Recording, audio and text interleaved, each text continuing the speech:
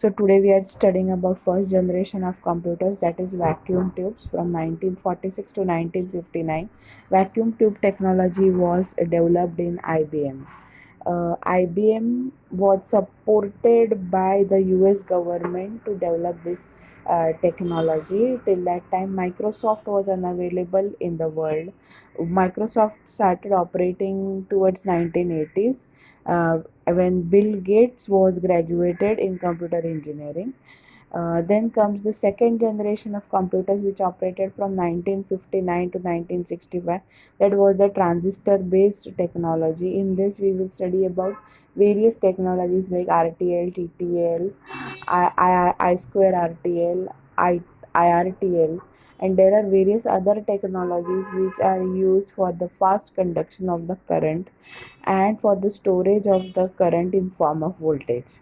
Then comes the third technology. The third generation technology was from 1965 to 1971. The combination of transistors is used to make an integrated circuit. This integrated circuit is used for the betterment of the technology, where small applications could be used in order to design a particular circuit. Then comes this technology is mainly based on the logic gate technology, where we are using combinational logic gates. Now there are various logic gates which could be used in various combination in order to get out a specific output. Then comes fourth generation of computers, that is from 1971 to 1980, which had VLSI microprocessor. VLSI means very large scale integration microprocessor. These microprocessors are being used in order to store the data, utilize the data. VLSI processing or processor made from or designed from VLSI languages are easy to design because the commands are very easy.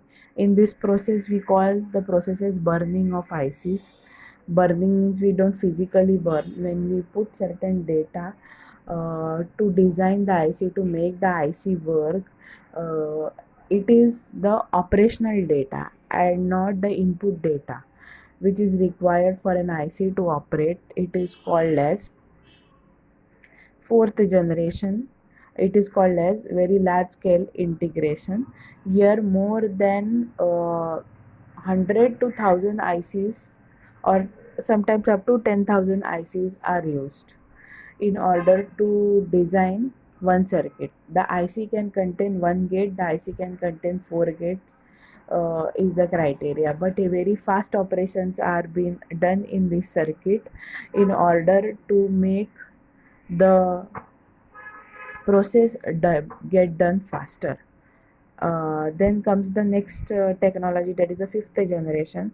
This period started from 1980 when Microsoft came into picture as a biggest computer memory and computer processing company in the world. So this was based on ULSI.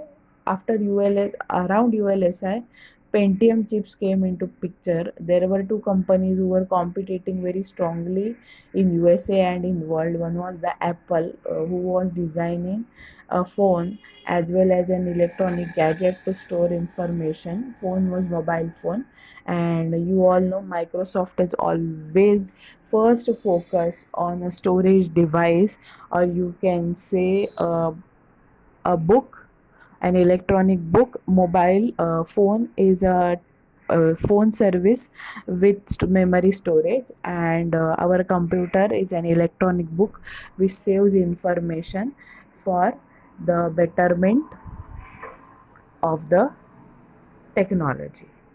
And this information, ULSI is ultra large scale integration microprocessor. From here the Pentium chips came into picture. So this is the introduction part of your chapter. So after this we will move on to the textual content. So with this you might have understood that how first five generations are being developed.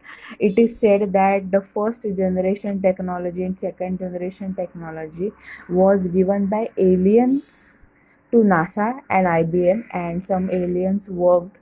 The reference of this information is available on the TV series which comes on History Channel 18, that is Ancient Aliens. So this is the first part of the chap of this content.